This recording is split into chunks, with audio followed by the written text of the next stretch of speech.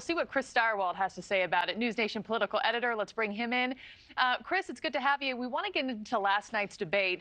But first and foremost, you have a huge announcement to share with us about the next GOP debate. Break that news for us, sir.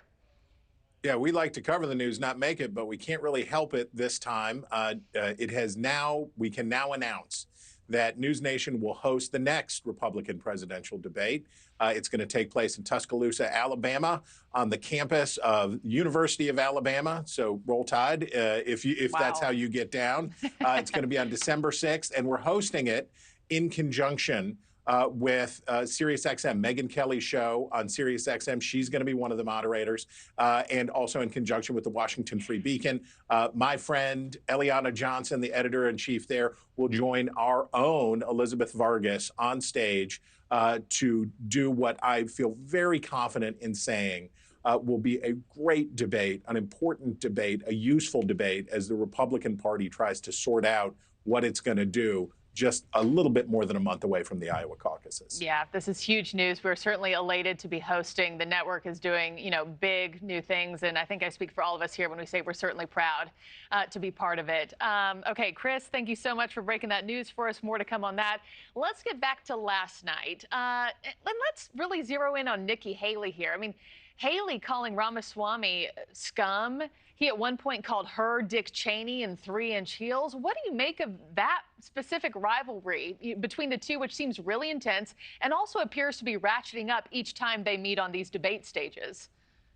So Ramaswamy has embraced the idea of being the heel, being a villain, that he is going to, he attacks the moderators, he attacks everybody on stage, he's sneering, he's that way. We remember somebody who did that to some great effect before. It was Donald Trump, right? Donald Trump embraced the idea of being a popular villain, sort of a figure out of professional wrestling. And we're seeing that, the soap opera style coming out of Ramaswamy. For Haley, it's helping her to this point, right? The scum line was a little hot, but when somebody has insulted your abilities as a mother, you're going to have a lot of latitude in responding. And Chris, can I ask you about that specifically?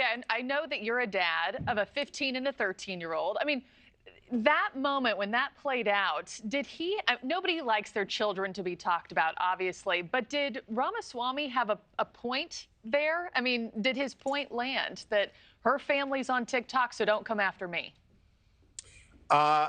What landed was that he is trying to make himself odious. He's trying to make himself as obnoxious as possible because it generates energy, right? It generates negative energy, but there will always be the people who root for the villain, right? There are the people who are Team Darth Vader, and not everybody wants to be Team Luke Skywalker.